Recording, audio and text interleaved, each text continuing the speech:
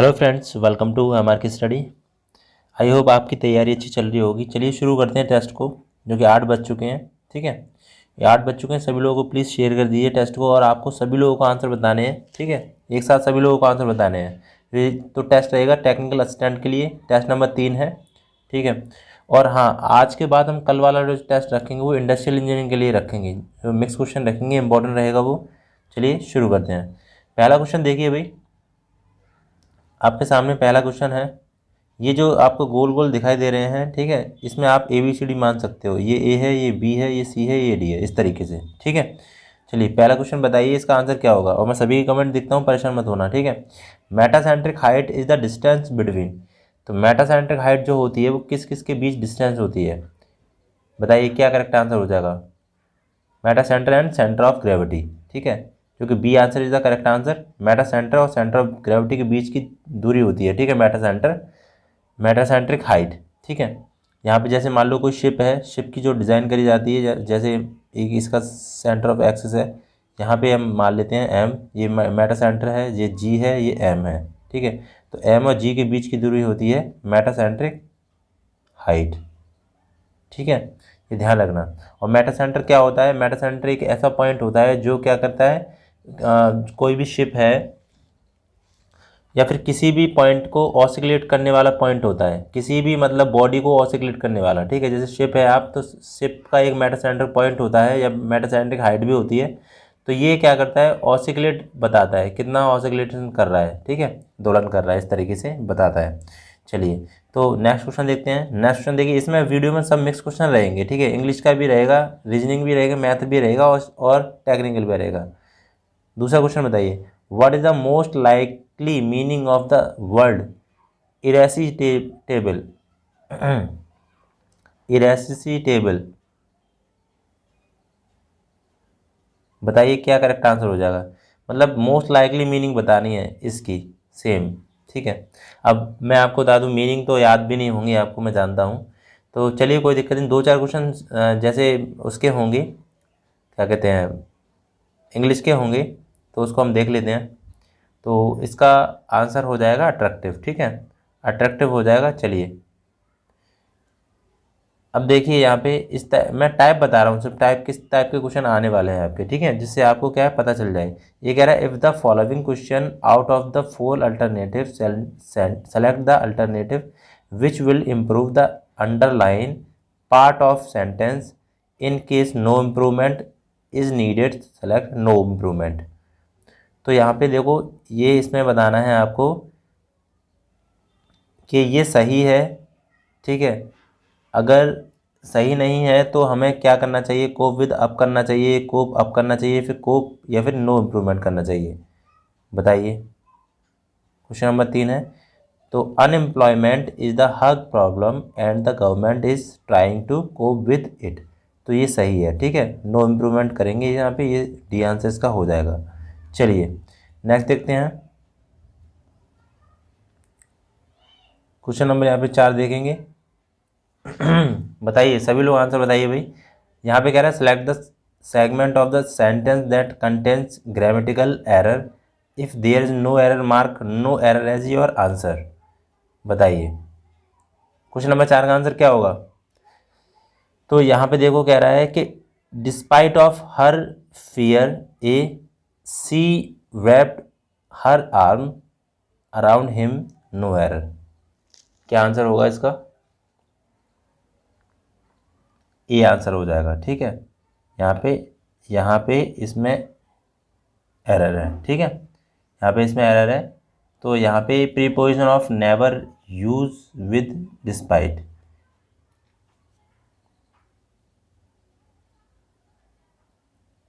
यहाँ पे विद लगाना पड़ेगा। ठीक है, विद डिस्पाइट की जगह पे विद डिस्पाइट करेंगे, तो ये आंसर ए हो जाएगा, जो कि एरर है इसमें।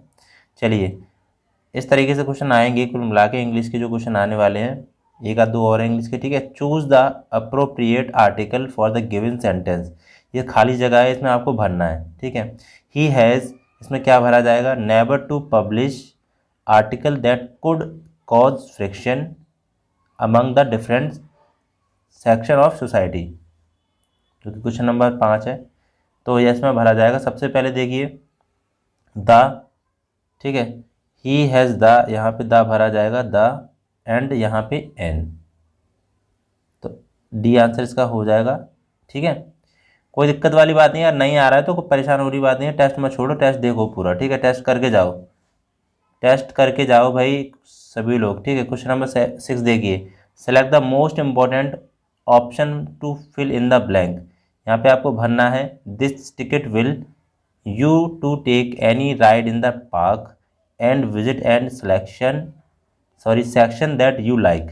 तो क्या भरा जाएगा इसमें, इनेबल। ठीक है, the ticket will enable you take any ride in the park. ठीक है, इस तरीके से हो जाएगा ये।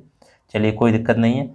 अब रीजनिंग का क्वेश्चन आ गया, रीजनिंग का क्वेश्चन करिए। चलो क्वेश्चन नंबर 7 का आंसर बताइए। अब तो रीजनिंग आ गई तो सरल है ना, कोई दिक्कत नहीं है। ठीक है, find the terms of that replace the question mark. यहाँ पे क्वेश्चन मार्क की जगह पे क्या आने वाला है, ये आपको बताना है। चलिए बताइए, क्वेश्चन नंबर 7 है, जल्दी जल्दी बताइए। देखो अगर इससे यहाँ से हम करेंगे मल्टीप्लाई 3, ठीक है, यहाँ पे इस पर करेंगे मल्टीप्लाई 3 और यहाँ पे इस पर करेंगे मल्टीप्लाई 3, इस तरीके से। अगर हम 3 9 और यहाँ पे 27 हो जाएगा, ये 27, जो कि 27 आपका ए आंसर सही है। ठीक है, जैसे अगर यहाँ से आप करोगे तो 2 इंटू 4, 2 इंटू 2 कर दोगे, ठीक है, 4 हो जाएगा और यहाँ पे इंटू 2 8 हो जाएगा। तो इस तरीके से सीरीज बनने वाली है ये। ठीक है, मल्टीप्लाई 3 मल्टीप्लाई 2 अल्टरनेटिव वाली है। ठीक है, इस तरीके से तो 27 का आंसर हो जाएगा 27। चलिए क्वेश्चन नंबर 8 देखिए, क्वेश्चन नंबर 8 देखिए, a series a given with one term missing. इसमें एक वन टर्म मिसिंग है, यहाँ पे क्या आने वाला है बताइए। देखिए बी के बाद यहाँ पे क्या आ रहा है, सी ई आ रहा है, तो कितना कितना बड़ा, बी सी डी ई +3, ठीक है, +3, और ई के बाद यहाँ पे +3 करोगे, ई एफ जी एच +3 आ रहा है, ठीक है, तो +3 पे पहले आ गया। एम के बाद ओ आ रहा है, एम एन ओ +2, ओ के बाद यहाँ पे क्या आ रहा है, क्यू आ रहा है, तो +2 हो जाएगा। ठीक है, +2 हो जाएगा ना। और उसके बाद देखिए एम ओ के बाद ओ पी क्यू +2 हो रहा है, और क्यू के बाद एस आ गया +2 हो रहा है, तो +2, तो क्या आ जाएगा देखो। अब यहाँ पे देखना है एच के बाद, एच में +3 जोड़ोगे, एच आई जे के, तो क्या आ जाएगा, क्यू में 2 जोड़ो, क्यू आर एस एस हो जाएगा, और एस में यू 2 जोड़ेंगे तो यू हो जाएगा। ठीक है, तो के एस यू, जो कि ऑप्शन नंबर ए है। ठीक है, क्वेश्चन नंबर 8 हो गया। क्वेश्चन नंबर 9 देखिए, बताइए भाई, इसमें से डिफरेंट बताना है। In the question given below select the one which of different from the other 3 response. Petrol है भाई, डीजल है, केरोसिन है और एलपीजी है। देखो ये सब लिक्विड फॉर्म में है, आपको पता होगा। एलपीजी भी लिक्विड फॉर्म में होती है, लेकिन ये गैस होती है। ठीक है, सिलेंडर में लिक्विड फॉर्म में ही आती है, लेकिन ये गैस गैस में होती है, बाकी ये कोई गैस नहीं होती है। ठीक है, केरोसिन ऑयल, पेट्रोल, ये सब। ठीक है, समझ में आ गया। तो एलपीजी है, जो कि डी ऑप्शन में हो जाएगा, ये करेक्ट आंसर हो जाएगा। चलिए क्वेश्चन नंबर देखिए 10 देखिए, क्वेश्चन नंबर 10 देखिए भाई, इंपॉर्टेंट है। Question number 10, A B C can complete a piece of work in 24, 6 and 12 days respectively, working together they will complete the same work in. देखो भाई ये टाइम एंड वर्क का question है, कर लोगे ना जल्दी जल्दी आंसर बताओ, सभी लोग सॉल्व करो ना कॉपी पेपर लेके। टेस्ट है भाई, कोई दिक्कत थोड़ी नहीं है इसमें। देखो ए है 24 डेज में करता है, बी है वो 6 डेज में करता है, सी है वो 12 दिन में करता है। अगर इन सबका एलसीएम लेंगे हम तो कितना आ जाएगा, 24। ठीक है, यहाँ पे हम एफिशिएंसी करेंगे इसकी। 24 का अगर इसमें 24 में भाग देंगे तो कितना, एक बार जाएगा। 6 का अगर इसमें 24 में भाग देंगे, इस 6 का 24 में भाग देंगे तो कितना आ जाएगा, चौकी 24 4 बार, और 12 दूनी 24, तो 2 आ गया। ठीक है, इस तरीके से करेंगे। तो ए प्लस बी प्लस सी, इन तीनों की एफिशिएंसी कितनी आ जाएगी, 4 1 5 और 2 5 2 7 7 आ जाएगी। ठीक है, तो फॉर्मूला क्या होता है, efficiency into time into total work. तो टाइम जब हम निकालते हैं तो टोटल वर्क हमारा कितना है, ये टोटल वर्क होता है। ठीक है, ये टोटल वर्क होता है 24, तो 24/7। ठीक है, 24/7 कौन सा है, सी ऑप्शन। ठीक है, 24/7 हो जाएगा, कर लोगे ना, इस तरीके से क्वेश्चन आने वाले हैं। चलिए क्वेश्चन नंबर 10 हो गया। क्वेश्चन नंबर 11 देखते हैं अभी। क्वेश्चन नंबर 11 देखिए, कह रहा है if the cost of 12 pencil is equal to the selling price 10 pencil then the find the gain percentage. मैं आपको हिंदी में बता दे रहा हूँ। 12 पेंसिल का क्रय मूल्य 10 पेंसिल के विक्रय मूल्य के बराबर है। ठीक है, तो 12 पेंसिल का क्रय मूल्य CP is equal to 10 pencil का विक्रय मूल्य SP के बराबर है। तो हमें मालूम है ये CP ये होता है, ये SP होता है। ठीक है, CP कितने का है, हमने 10 में ख़रीदा और सेलिंग प्राइस कितने में बेचा, हमने 12 में। तो कोई भी चीज़ हमने 10 रुपीज़ में परचेज करी, बाई करी और सेलिंग प्राइस 2, तो कितने का प्रॉफिट हो गया, 2 का। ठीक है, तो प्रॉफिट परसेंट हम निकालेंगे तो 2/CP पे निकालते हैं 10 × 100 का गुणा कर देते हैं, 0 से 0 कटा और 10 दूनी 20, जो कि आंसर आ गया 20%।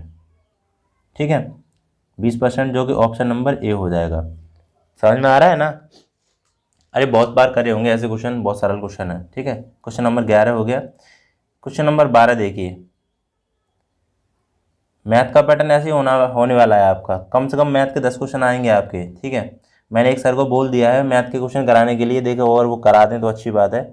3-4 दिन में अगर कुछ तो मिलेगा ना, 3-4 क्वेश्चन भी मिल जाएंगे आपको तो भी बढ़िया है। कुछ अपने आप से भी प्रयास करना। ठीक है, a train travels a distance 900 kilometre in 6 hour. मतलब एक ट्रेन है जो ट्रैवल करती है 900 किलोमीटर 6 घंटे में। ठीक है, एंड अनदर एक दूसरी ट्रेन है वो 1200 किलोमीटर 4 आवर्स में। ठीक है, डिस्टेंस कवर करती है। What is the average speed of the train in the whole journey. पूरी जर्नी में आपको एवरेज स्पीड बतानी है। तो देखो, एवरेज स्पीड का फॉर्मूला जो होता है वो देखो क्या होती है, total distance upon total time. ठीक है, ये होता है। तो आपकी टोटल डिस्टेंस कितनी होगी दोनों ट्रेन की, 900 और 1200। 900 और 1200 कितने हो, 2100 हो गए ना। 2100 बटे टोटल टाइम कितना होगा, 6 और 4 10, 0 से 0 कटा तो कितना आ जाएगा हमारा, 210 किलोमीटर पर आवर। ठीक है, जो कि आंसर हो जाएगा ये ए ऑप्शन। ठीक है, 210 किलोमीटर पर आवर। समझ में आ गया? ठीक है, इस तरीके से ये फॉर्मूला है आपका, इस तरीके से आपको याद रखना। अगर एवरेज स्पीड पूछी जाए तो total distance upon total time होता है। चलिए क्वेश्चन नंबर यहाँ पे हम देखते हैं 13, जो कि अब टेक्निकल है। देखिए, the chip thickness ratio R in the orthogonal metal cutting operation is always. सबसे पहले चिप थिकनेस रेशियो आपको बताना है कि क्या होता है, बताइए। चिप थिकनेस रेशियो पता है ना?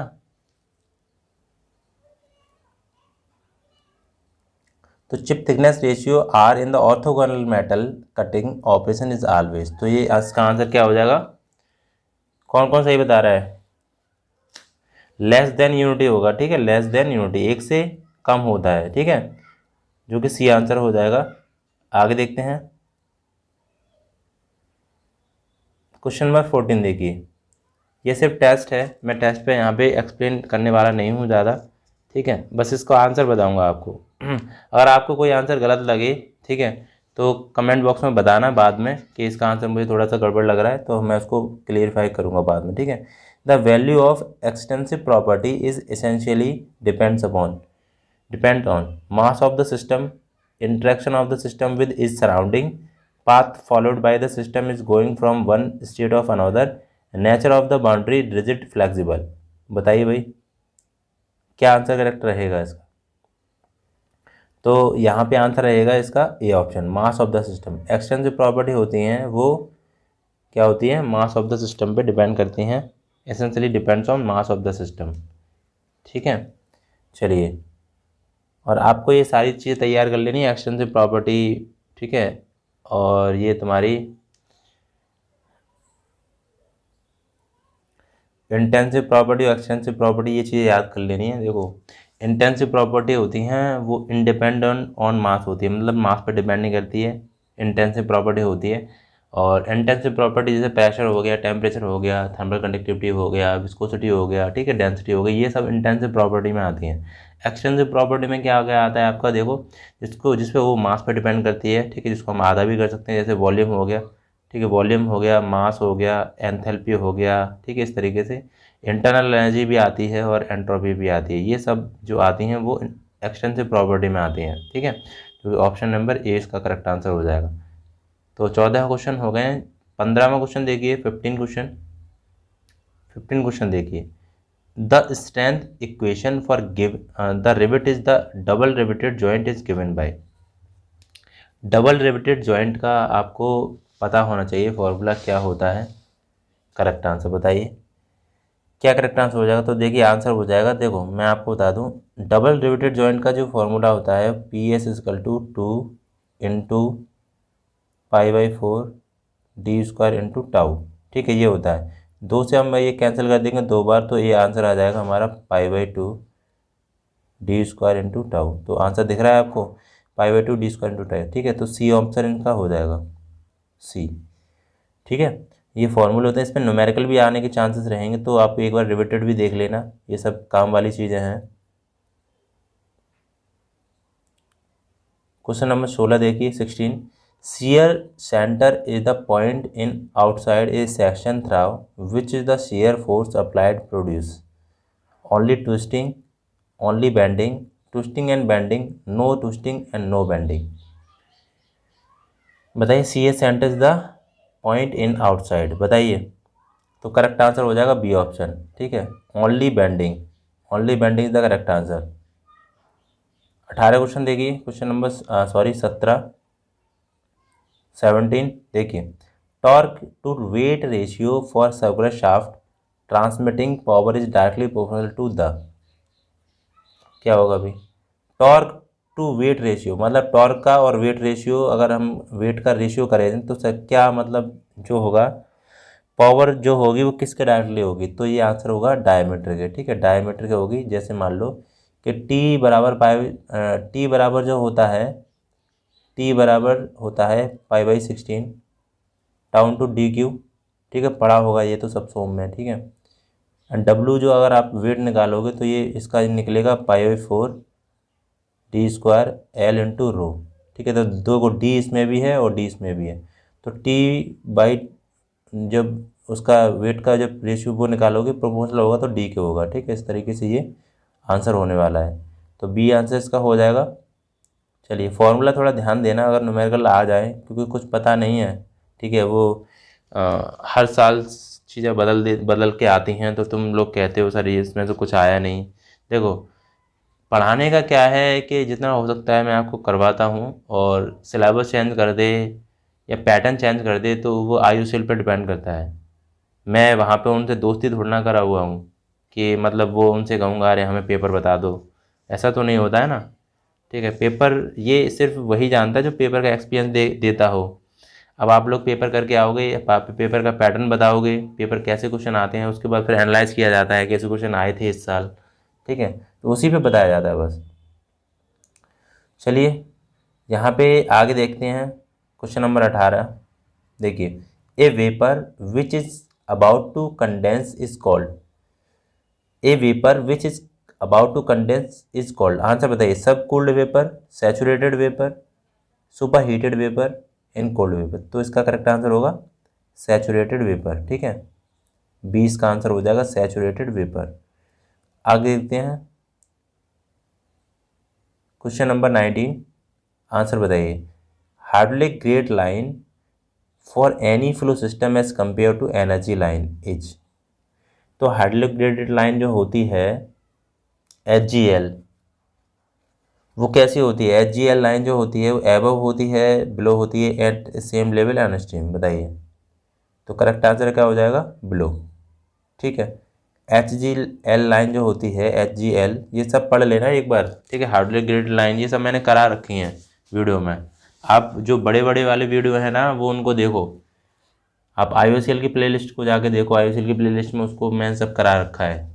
सब टेस्ट हो रहा है, अब टेस्ट करिए बस, आसानी से जितना हो सकेगा उतना ध्यान से करिए, ठीक है, वो बाद में देखा जाएगा जो होगा सो। और पहली बार जो लोग दे रहे हैं उसका टेंशन मत लो, ठीक है। जो बाद में दे रहे हैं उनकी बात एक अलग है। बी आंसर हो जाएगा इसका। 20 इसका 20 क्वेश्चन देखिए भाई, क्या आंसर है बताइए। क्वेश्चन नंबर यहाँ पे देखते हैं भाई 20, ठीक है। आंसर बताइए क्या है। When the speed of the engine fluctuation continuously above and below the mean speed then the governor is said to be। क्या होगा इसका आंसर। अगर गवर्नर है आपका कंटिन्यूसली फ्लक्चुएशन कर रहा है तो इसको हम कहेंगे हंटिंग, ठीक है। हंटिंग कहेंगे, ध्यान रख लेना। तो गवर्नर भी पढ़ लेना, type of governor, hunting, iso governor, stable, ये सब करा रखे हैं, ठीक। गवर्नर बाई एमआर की स्टडी या फिर एमआर के मैकेनिकल डालो तो ही मिल जाएगा। ये गवर्नर का स्पेशली वीडियो बना रखा है मैंने, बहुत इंपॉर्टेंट है वो। A body will be in stable equilibrium in floating condition if. तो अगर हम बॉडी अगर हमारी स्टेबल कंडीशन में है तो क्या कहेंगे उसको, बताइए क्या आंसर रहेगा। The Meta centre is above the centre of gravity. ये बहुत इंपॉर्टेंट क्वेश्चन है, इस वाले क्वेश्चन को तैयार करके जाना, ठीक है। ये भी मैंने बता रखा है, सब कुछ बता रखा है, सब टेस्ट चल रहा है आपका, बी आंसर इसका हो जाएगा। सब कुछ बता रखा है आपने, वीडियो देखिए आप पूरा क्लियर होगा। डिटेल वाली वीडियो अलग करा रखे हैं मैंने, ठीक है। परेशान होने की ज़रूरत नहीं है। तो ये जो भी है क्वेश्चन नंबर 22 देखिए भाई क्या है। What is the coordination number of body centric cubic stack. Material science का क्वेश्चन है। What is the coordination number जो होते हैं बॉडी सेंट्रिक क्यूबिक के, वो कितना होगा BCC मटेरियल के लिए। BCC होता है तो 8 होगा इसका, ठीक है, 8 होगा। देखिए यहाँ पे मैं आपको डिटेल में कुछ बता दे रहा हूँ। यहाँ पे देखिए BCC सिंपल यूनिट सेल, ठीक है। बॉडी सेंट्रिक क्यूबिक मटेरियल होता है, इसमें कोऑर्डिनेशन नंबर 8 होता है। सिंपल यूनिट सेल में 6 होते हैं। Number of atom per unit cell में 1 होता है। यहाँ पे एटॉमिक पैकिंग फैक्टर होता है वो 52% होता है। ये सब पूछ लिया था डायरेक्ट। तो BCC मटेरियल के लिए 8 होता है कोऑर्डिनेशन नंबर, और यहाँ पे एटॉमिक पैकिंग फैक्टर होता है वो 68 होता है। Number of per unit cell होते हैं वो 2 होते हैं, ठीक है। यहाँ पे आगे देखिए FCC मटेरियल के लिए अगर देखा जाए तो FCC के लिए होता है फेस सेंट्रोइड क्यूबिक के लिए 12 होता है यहाँ पे, और ये होता है 74%। हेक्सागोनल क्लोज पैक के लिए 12 होता है यहाँ पे, और ये होता है 74%, ठीक है। ये ध्यान रखना, ये आता है डायरेक्टली। देखिए यहाँ पे क्वेश्चन नंबर यहाँ पे 23 देखेंगे। देखिए क्या है। Which of the following air standard cycle consist 2 reversible adiabatic and 2 reversible isochoric. बताइए क्या आंसर होगा इसका, बताइए। 2 रिवर्सिबल आइडियाबैटिक हैं और 2 रिवर्सिबल आइसोकोरिक। वाओ, आइसोकोरिक क्या होता है पता है ना, बताइए। आइसोकोरिक क्या होता है, कांस्टेंट वॉल्यूम होता है। आइसोकोरिक को बोलते हैं कांस्टेंट वॉल्यूम। तो ऑटो साइकिल हो जाएगा इस जगह पे, ठीक है। ऑटो साइकिल मतलब 2 रिवर्सिबल आइडियाबैटिक हो गए, आइडियाबैटिक हो, और 2 कांस्टेंट वॉल्यूम हो गया, ठीक है। ये हो जाएगा, तो 4 प्रोसेस होते हैं, ऑटो साइकिल हो जाएगा, ठीक है। तो साइकिल सारे कर लेना तैयार। अब लास्ट क्वेश्चन देखते हैं यहाँ पे 24। देखिए relative humidity phi is the ratio of. तो रिलेटिव ह्यूमिडिटी होती है वो REC का क्वेश्चन है। क्या हो जाएगा करेक्ट आंसर इसका, रिलेटिव ह्यूमिडिटी। आंसर देखिए mass of water vapour to maximum possible mass of water vapour in the mixture at the same DBT। तो सी आंसर इसका हो जाएगा। इसके बारे में हम देख लेते हैं थोड़ा सा। रिलेटिव ह्यूमिडिटी को फाई से डिनोट करते हैं। देखिए रिलेटिव ह्यूमिडिटी का जो डेफिनेशन है, it is defined as the ratio of mass of water vapour in certain volume of moist air to the mass to water vapour in the same, ठीक है, volume of the saturated air having the maximum amount to water vapour without condensing at the same temperature, it is denoted phi. तो ये क्या आ जाएगा MV/MVS। MV क्या हो गया यहाँ पे, मास ऑफ वाटर वेपर, और यहाँ पे मास ऑफ वाटर वेपर, ठीक है, मास ऑफ वाटर वेपर। इस तरीके से हो जाएगा। आगे देखते हैं ये क्या बताती है रिलेटिव ह्यूमिडिटी, वो भी देख लेते हैं। Relative humidity tells us how much water is the air compare to how much it could hold at the temperature. आगे if the relative humidity 100% the air is saturated. अगर 100% है आपकी रिलेटिव ह्यूमिडिटी तो सैचुरेटेड एयर होगी। If the relative humidity 50% 50% the air contains half the water vapour required to for it is be saturated. If the amount of water vapour in the air increase the relative humidity increase, ठीक है, ध्यान रखना। Amount of water vapour अगर increase करेंगे, in the air increase करेंगे तो relative humidity भी increase होगी, and the vice versa. If the water vapour content सीज that same and the temperature drops the relative humidity increase. तो ये कुछ पॉइंट थे। बाकी आपका टेस्ट खत्म हो चुका है भाई, ठीक है। आपने देखो 24 में से कितने आंसर आपने सही करे हैं वो आपको आंसर बाद में बता के जाने हैं, ठीक है, कितने आंसर हैं। और कल हम इंडस्ट्रियल के मिक्स क्वेश्चन करेंगे, क्योंकि इंडस्ट्रियल टॉपिक थोड़ा सा इंपॉर्टेंट, इंडस्ट्रियल क्वेश्चन मैंने करा रखे हैं डिटेल में, वो पहले देख लेना, ठीक है। प्लेलिस्ट में जाना, IOCL रिफाइनरी वाली, IOCL रिफाइनरी की प्लेलिस्ट है, उसमें रिफाइनरी वाले एग्जामिनेशन सब सेम होता है, ठीक है। मैकेनिकल तो मैकेनिकल सेम होता है। यहाँ पे क्या करना है आपको वो देख लेना। उसके बाद मैं कल आपको डायरेक्टली क्वेश्चन लेके आऊँगा। और क्वेश्चन का लेवल देखो, ये क्वेश्चन कुछ मैं आपको बता दूं, ये क्वेश्चन साइट से लिए गए हैं मैंने, ठीक है। ढूंढे थे क्वेश्चन तो इस तरीके से मैंने ले रखे हैं, इसमें कोई दिक्कत वाली बात नहीं, क्वेश्चन तो क्वेश्चन है, ठीक है। चलिए, तो बताना ज़रूर, और टेस्ट कैसा लगा वो भी बताना, और बने रहिएगा, चैनल को सभी लोग सब्सक्राइब कर लीजिएगा, ठीक है। वीडियो को लाइक करके जरूर जाना भाई सभी लोग। और जिसको अच्छा नहीं लगा है वो कोई दिक्कत नहीं, डिसलाइक का तो आप कुछ आता नहीं है, डिसलाइक करने से कोई मतलब है नहीं, तो लाइक ही कर देना, ठीक है। कुछ लोग डिसलाइक करके जाते हैं तो कोई मतलब नहीं है, बुरा मत सोचा करो भाई, ठीक है। मेहनत कर रहा हूँ आपके साथ इतना टाइम बिताता हूँ, लगभग देखिए 2 घंटे 3 घंटे लग जाते हैं कुछ भी बनाने के लिए, प्रेजेंटेशन है जो भी है। और उसके बाद 15-20 मिनट ये इसका टेस्ट होना है, तो टाइम तो देता हूँ ना आपको, कुछ ना कुछ तो समय देता हूँ ना, तो आप भी कुछ करिए ना थोड़ा सा, एक बार शेयर कर दीजिएगा, ठीक है, सभी लोगों को ग्रुप में। चलिए, ओके, कल वाले टेस्ट में मिलते हैं कल, ठीक है।